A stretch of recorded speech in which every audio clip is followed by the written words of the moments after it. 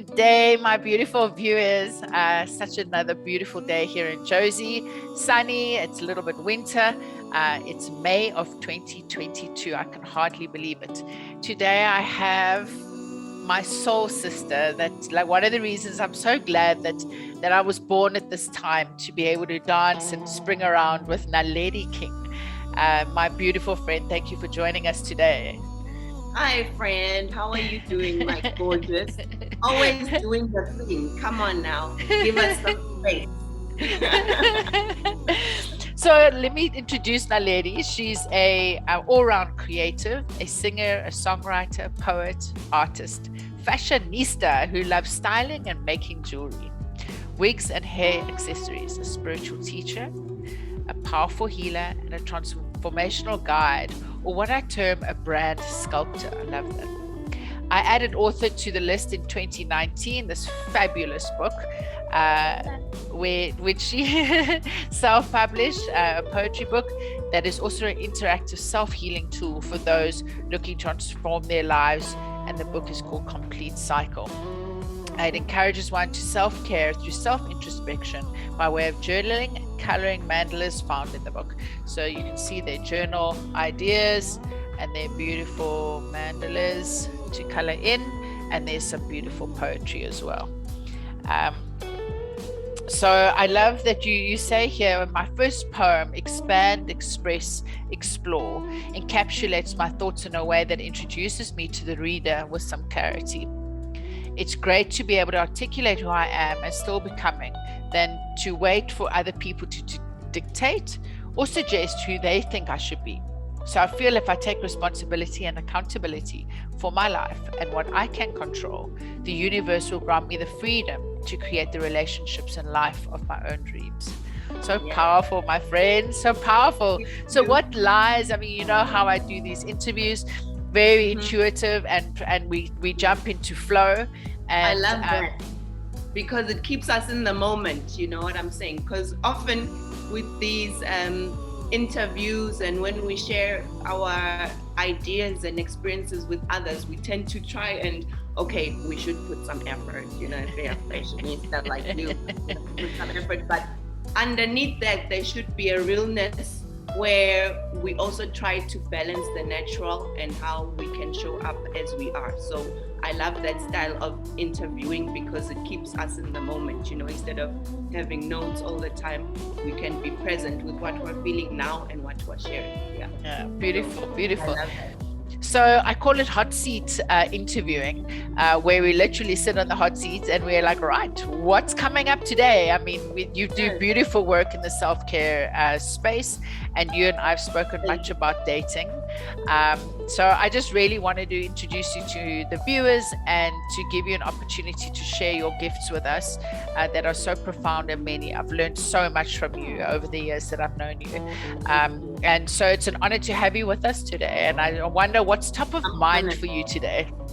Yes, let's see what spirit has to share through the experiences and just, you know, intuition, which is actually what saves a lot of us when we are going through challenges. It's your kind of compass that is not really going to confuse you. It's a very solid but quiet voice, and that's why the tools are there to get us to connect to that deeper, truest part of us that we can reach, so that we navigate in a way that is heading us in the right direction. Because it's useless and pointless if you're going in a direction, but where are you going and what are you creating? You know what I'm saying? And the only way to navigate in the right direction is to connect to the truest part of you, which requires stillness, silence. Hence the self-care series is powerful because it's needed, because people don't really understand that, no, the running around, you have to do action, but you have to do it from a place of knowing and trusting your voice, because the conditioning else actually has, since childhood, conditioned us to listen first to someone you think is on a pedestal, but they don't live your life. So the master of your life is actually you. The rest of the people in your life are support to help you. And you know, sometimes you just need people to reinforce what you're feeling, because on your own, that's why it's a mirror universe. And that's why what we experience is really a story that we're experiencing already inside us. So once we use the tools to create more awareness, then we can see how we are also creating the problems that we are in.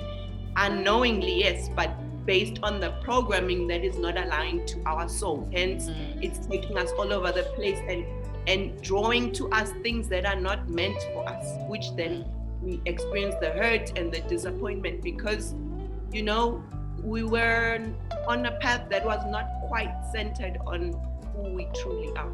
So that's what I feel. At the end of the day, the outside is an after thing. The where we should be daily is inside. Who am I? What am I doing this week? Where do I want to go? And we are all confused right now, in a sense. There are no experts. The only expert is you or you in your own life. And then you can ask for the support and help in a way that's clear so that people can show up for you in the way that you need them to show up. But if you don't know, then you can't do that. And how do you know? Through the tools and stillness and self-care.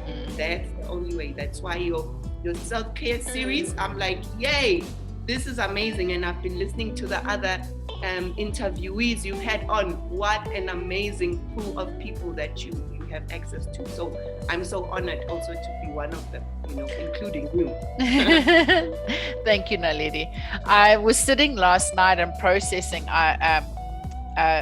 the men that I've dated, and for those that haven't watched before, I'm going through a second divorce, and I really looking and taking accountability for my side of the street, you know, like sure there it takes two to tango, but like you say about not falling into victim mentality, you wrote here, I love this, we attract who we are, and we also attract those who need our energy in their lives.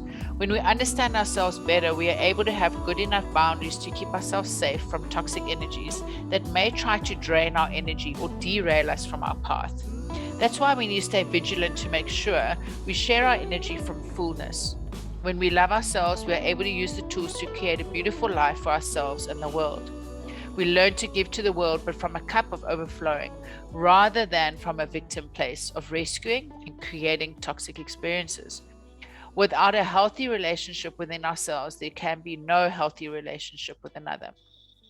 So I was sitting last night and I was like, oh, like I shouldn't have married him, and I shouldn't have married him, and if only I didn't date him, and what was I thinking? And you know, like I'm like all holier than now, you know, in this moment that I find myself with such clarity, you know.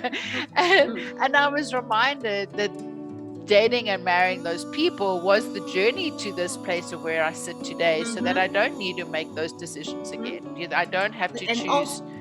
And also you are making choices from experiences and things you've overcome, where you've learned lessons. So that's better than reading a book, even though, yes, I've got a book, but really it's you through your experiences, because we came down here to experience, you know, and to manifest and de-manifest, which has a lot to do with energy, the give and take. We are improving that and creating balance to see how much am I giving, but not to keep stock, really. You can feel it, man, when someone is giving, you know, like the love languages is one way. It's also about learning how to give in a way that the other person resonates and feels loved, as opposed to speaking languages that are just passing by and feeling like, but I feel like I'm giving so much, but you're giving it to someone in a way that doesn't resonate with them. So in a sense, while we're learning about ourselves through the experiences, those relationships teach us what doesn't work for us. So if we don't actually have time and we're always in relationships, there's no break, how do you really know you like pizza? Or is it because your ex-husband or your ex-boyfriend or the person you have now likes that, and it's like, okay, I also like it, but really is that something that is really making you feel fulfilled with life or not, you know? So it's not about regret, it's about taking your lessons and moving forward with the things you were able to learn from and take with you, much like, you know, my book is about the Ouroboros in a sense, where we are transmuting what is from one state to another. It's alchemy, it's transformation, it's transmutation. So you have to focus on the fact that you are the magician. If the mirror is giving you feedback, do you change your image that you show to the mirror, or do you force the mirror to change? You see what I'm saying?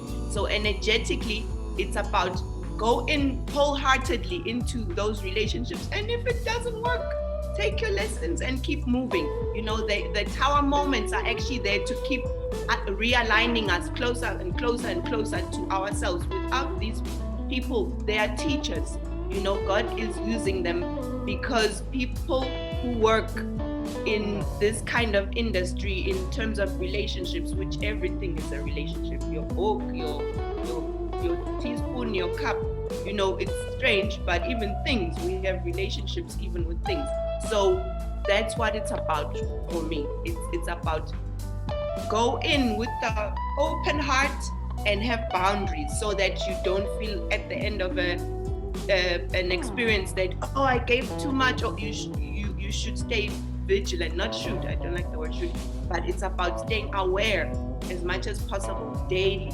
Commit daily to the experiences, and if a chapter closes, thank you, take your lessons, move on with the things you can move on with, and then release. Just much like the body, it doesn't take in everything, it assimilates what's good for me, what's being absorbed, what's not. It's just natural. Instead of blaming ourselves, feeling shame about, oh, I should have known better, we didn't, so what were we supposed to do? We did the best we could. And so I try now to stay a lot in neutrality. Neutrality means I'm still here, I'm present, I care. However, I'm not taking on your projection, neither am I projecting on you, and I'm accepting what is, because most of the suffering comes from the attachment and not understanding that life happens, and most people, even the ones that hurt us deeply, that we also hurt, we don't mean to do that. It's just your level of consciousness, and when people are hurt, they get nasty with that shadow. And we all have the shadow, and so it's really about integrating the shadow and the light, so that your shadow is not this monster that comes up just to fight in a way that's destructive.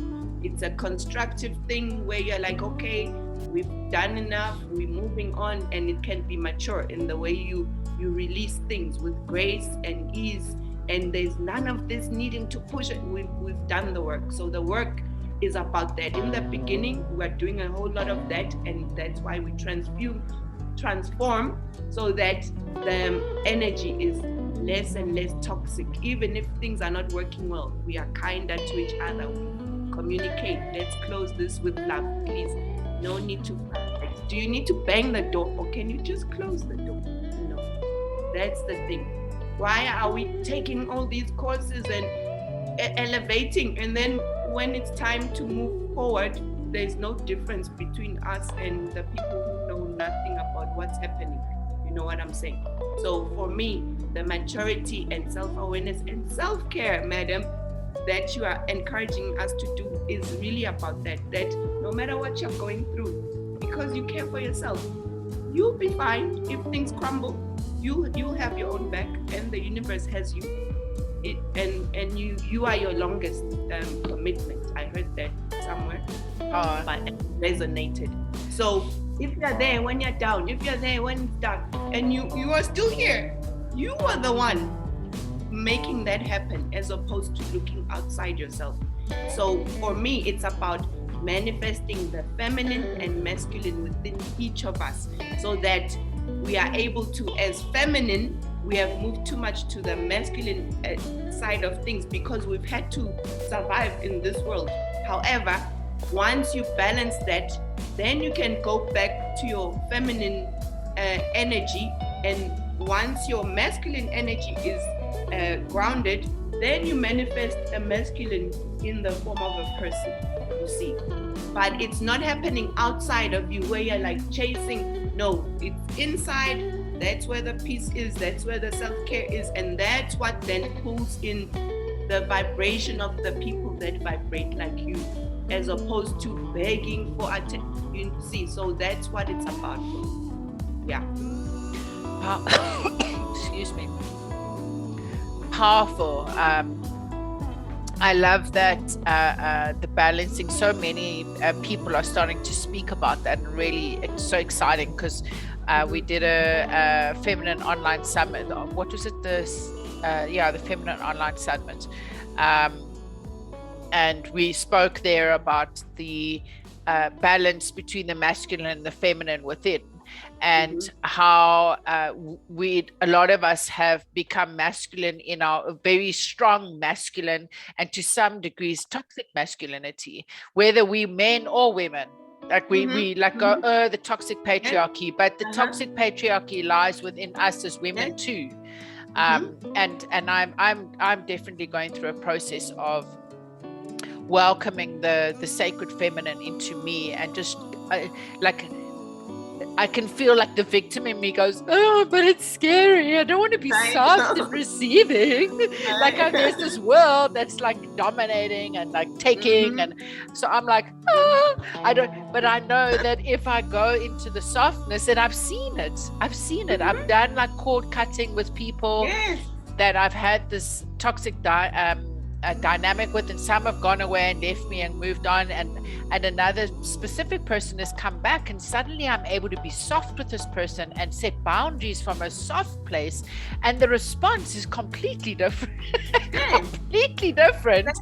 But it's that and I understand that softness takes the feminine, and being soft takes a hell of a lot of courage, because the example and the experience that I have in being soft has been quite traumatic for me at times. So that I love that, and it's a practice. And I spoke to Angela James. I did her show will be airing this Saturday. No, she's airing the end of May. And we spoke there about the where she helped me to I was bringing on a feminine entity that I needed just to usher me into this, and she saw like this angelic, and her name's Beatrice. So I've been working with Beatrice in channeling that sacred femininity, and it's so beautiful. It's so beautiful. And isn't it strange that we're supposed to be in our feminine, but isn't it strange? And it shows us that we are not just feminine and masculine, we really have both energies inside. And so it's really about the dog that you feed. What you focus on expands. Even though the pressure to become more masculine comes from the outside, we would love to be feminine, but oftentimes, I'm sure you've experienced it in your life, where you let things fall into place, and you try and practice with people. Okay, let me step into my feminine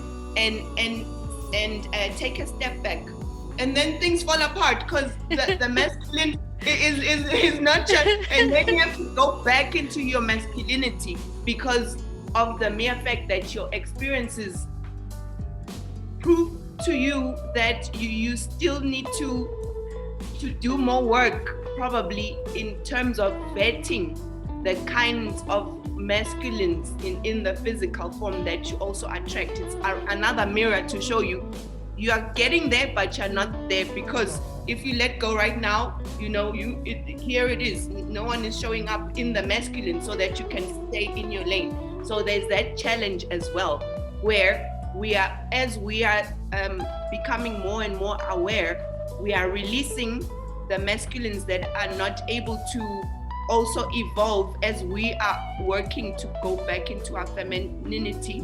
We need them to step into their masculinity, but you can't force it. So it's a big time of really cleansing at the moment. Relationships are going through a very what's the word, honest dynamic and conversation between the masculine and feminine energy, not just men and women, even because there's a lot of couples that are same sex, or there's So the masculine and feminine is still part of the story, no matter what kind of combination it is. So it's really about also us, as we keep seeing how we are contributing to the whole imbalance, how we are now being asked to let go and surrender what is no longer working, instead of waiting on people to change, to just be honest and say, this is what I need, and if you can't meet these needs, then let's let it go. Instead of banging at that point, let's let it go. What do you need from me? And that's part of being a feminine. Instead of going into the bitch mode and you are hurt, now you're acting from there. No. Do that with your self-care. Take the baths, do your crying, do your journaling, process and express the pain. One example that I have for that is nature always calls us every day, hopefully, to do certain human activities. And is it wrong to answer that call? No, because if you don't, you'll get sick. However, do you just sit on anyone when it's time to? Yeah. No. So my thing is, let's release. It's painful. Let's let it go, and it's ugly. Even when you have a tummy ache, for you to feel better, that thing must be released. That process might be ugly. It doesn't have to be super ugly if you also, show up in terms of being present. Oh my God, sorry. In terms of being present with your wounding as well, So it's really about that. Yeah, beautiful. Beautiful. I love that. I mean, the excretions that we go through in life, our bodies go through excretions, but and what we hold on to that's meant to let go of actually makes our lives toxic. So in being real with ourselves, is what you're saying, is look at what is working, let go of what isn't, and don't have an attachment, like a positive or a negative, like making it right or wrong, but just that it is. Yes. And channel that pain in a way that's responsible, so that you don't keep creating karma. Because when the other one is throwing their projections and pain, when it's time to release, and you are responding in the same way, you creating more of the drama and toxicity. So it's when you are demanifesting things that you don't want and going through the release process, it requires first an acknowledgement of, this is not working. It is what it is. Instead of trying to change and work, trying to shift and force people to change for you. No. Or you being forced. No. Just channel it, so that by the time you have the conversation, it's grounded. It might be firm, but it has no toxicity really. Hence, the self-care again is about grounding yourself within yourself, so that your actions are based on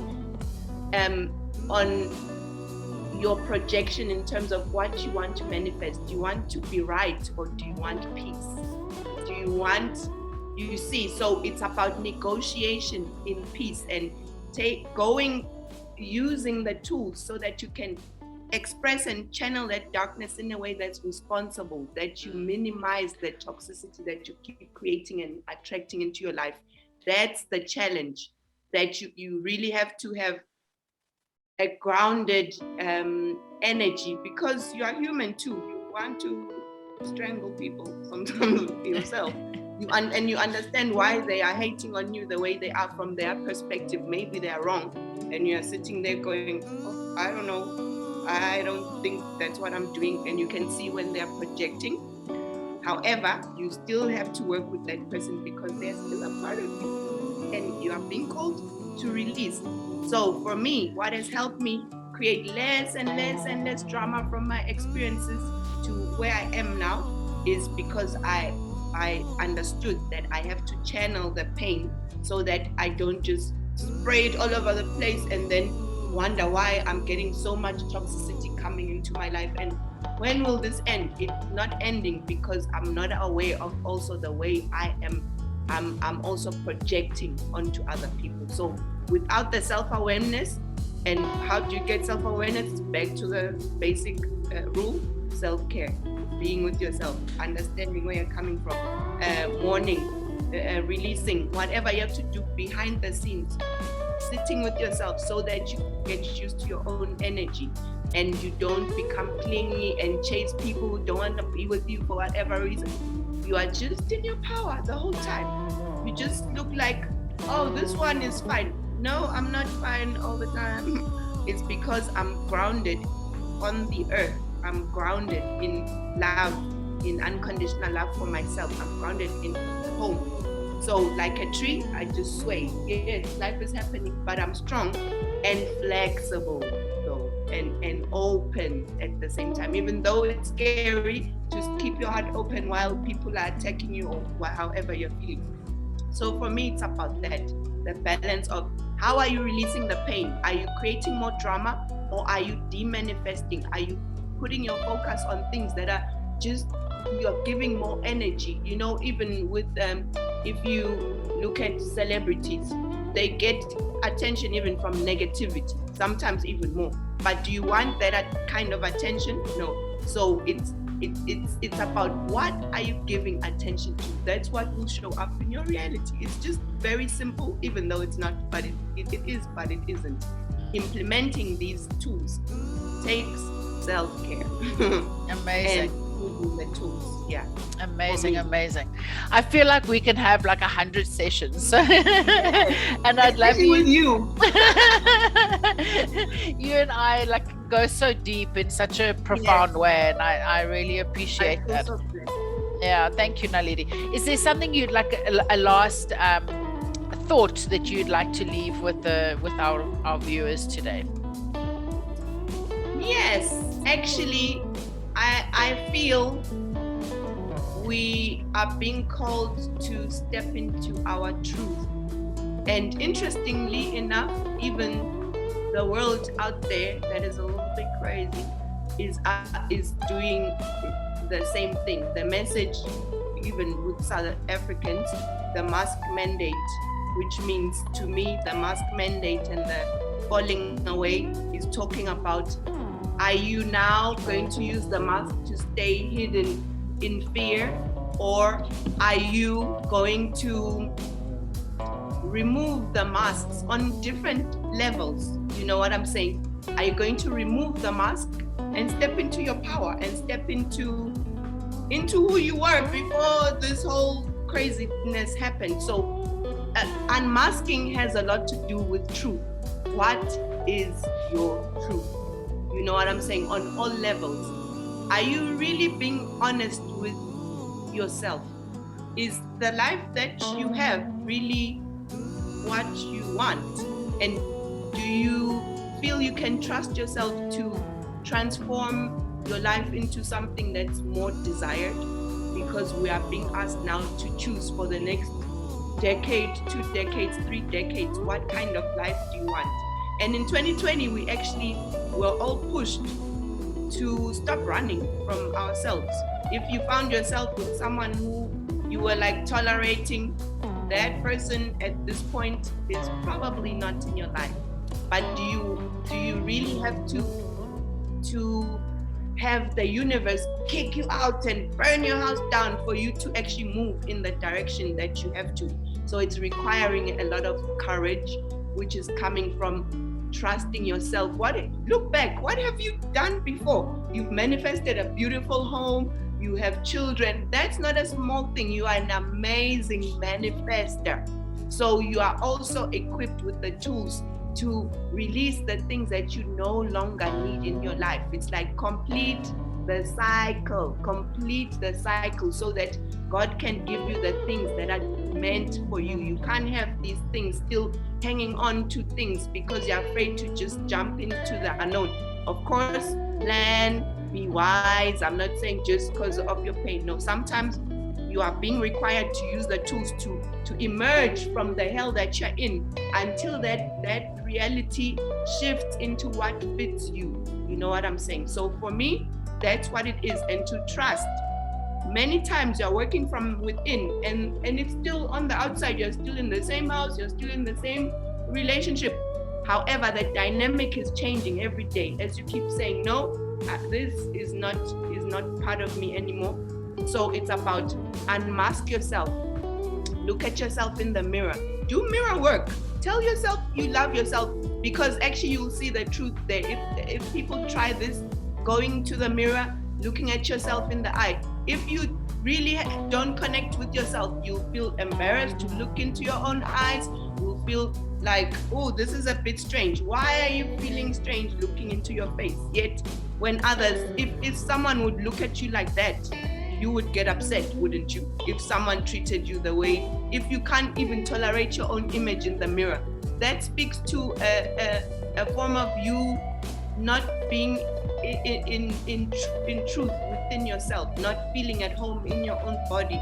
There's something off there. So that's why you need the tools to sit, to journal, so that you meet yourself, you meet parts of yourself that have been dormant, that are now being asked, because one cycle is closing, those parts are going to sleep and new parts of you are emerging, and that's why you're seeing new relationships. So we are all being asked to unmask ourselves first, get to the truth of who we are, what we want to create, and that's the only way we can create the relationships and meet the people that actually we won't need to be explaining to, because they are mirroring who we now are.